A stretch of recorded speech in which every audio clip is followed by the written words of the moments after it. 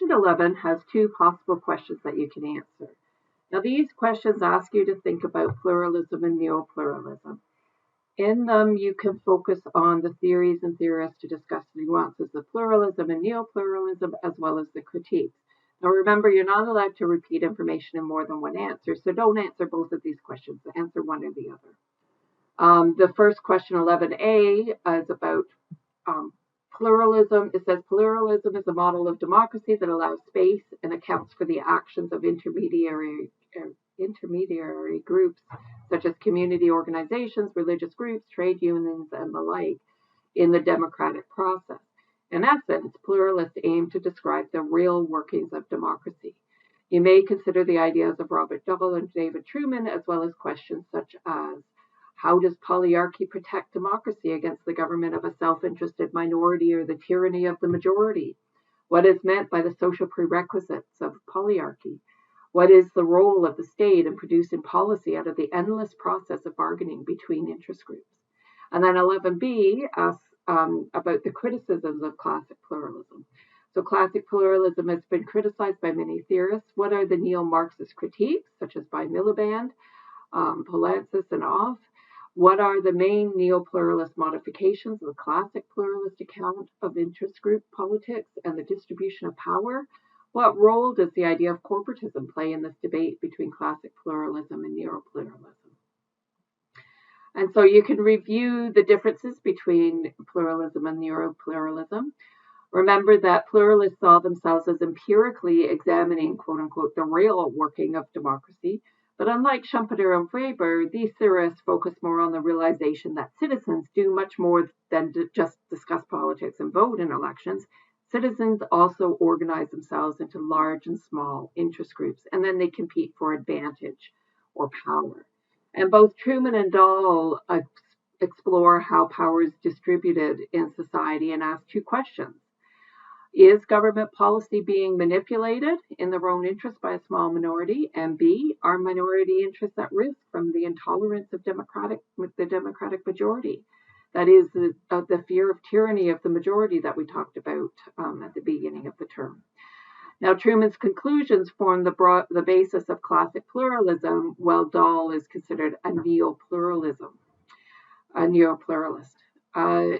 So we can think about, this is a lot about the dynamics of group politics, so the idea that power is diffused through competition and bargaining and compromise and so on. There we go. We have the differences between Truman and Dole. And so you want to be able to understand the nuances between the two of them. So to summarize the reasons for a pluralistic model, these might include, one, the ability to create a government by minorities, that is, one that includes the views of smaller interest groups, not just the majority interests, which would therefore allow for political liberty. And second, pluralism might also be a way of preventing the development of overly powerful factions in a state that does not respect the views of the people. And so some of the key features include things like citizen rights and a competitive electoral system with at least two parties.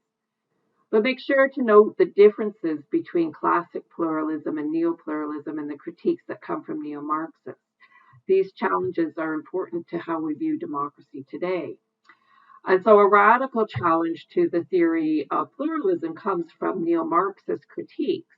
Now, these theorists focus on the role of the state and its behavior under corporate capitalism, asking whether or not the state can act independently of the dominant economic and business interests.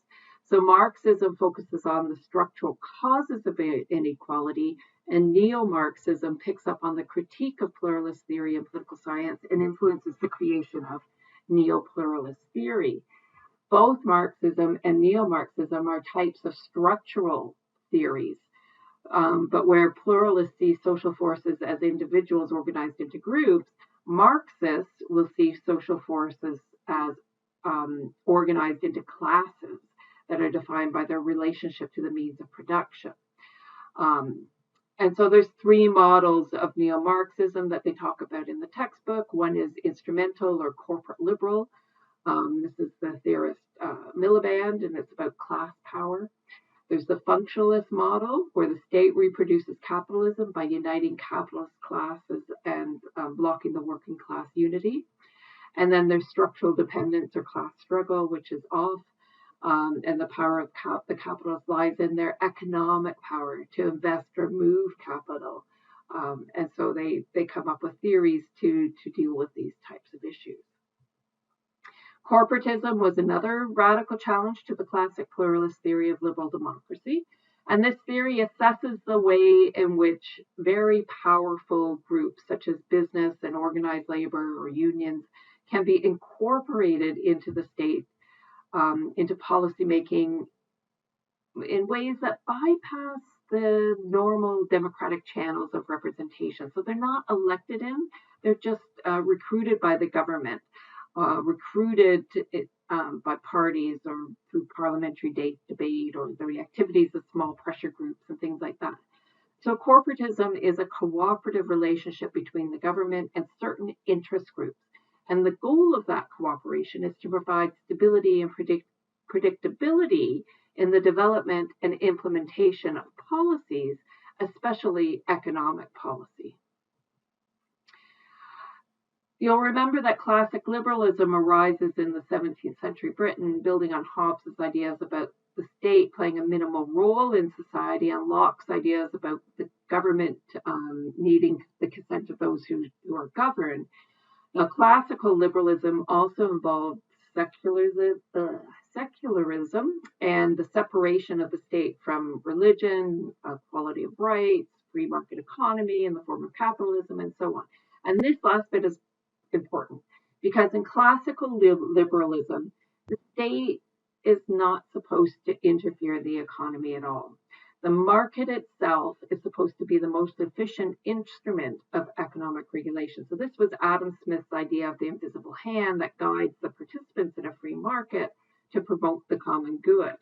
So you want to pay attention and understand the difference between this sort of classical liberalism, the idea of government, of people being able to have freedom from government, freedom from an oppressive government, and reform liberalism, which is about the positive freedom or freedom to have things like equality of opportunity, freedom to have state intervention so that wealth is redistributed through, progressive taxation and so on. And this is John Maynard Keynes, and Keynesian economics is important in reform liberalism.